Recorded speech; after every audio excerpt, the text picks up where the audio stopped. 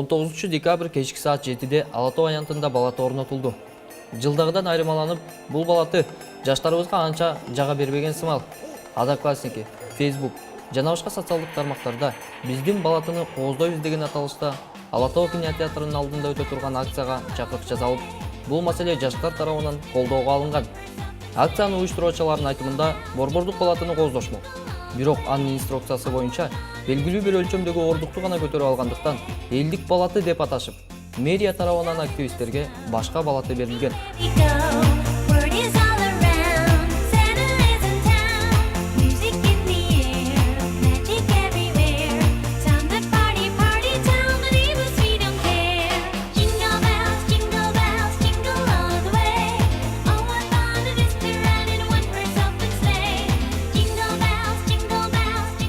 Дека эми биз тиги шаардыктар менен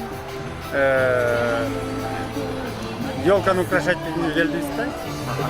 Шаардыктардын активисттери тиги биздин центральный ёлканы жактырбай атат деген пикирлер болду.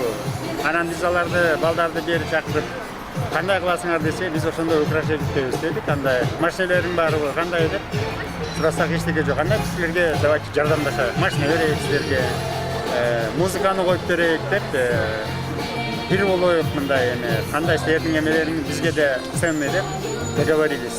Эмки жылы силердин кандай шаардыктар, ошо жаш балдар ошондой силердин көз карашыңарды да учитывать этебиз. Просто для начала гуляла по почте, мне елка не понравилась, и написала в этих соцсетях.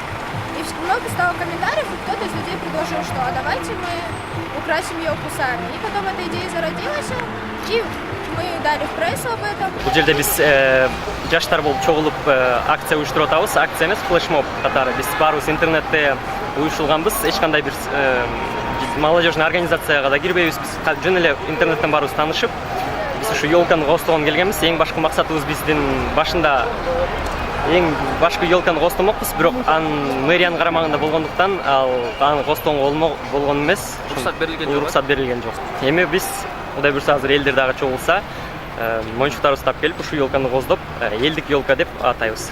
Эч кандай акча жагынан эч кандай короту болгон жок. Сүрөт даярдаган Абдымажин уулу Нурмухамбет, саламатта болуңуздар.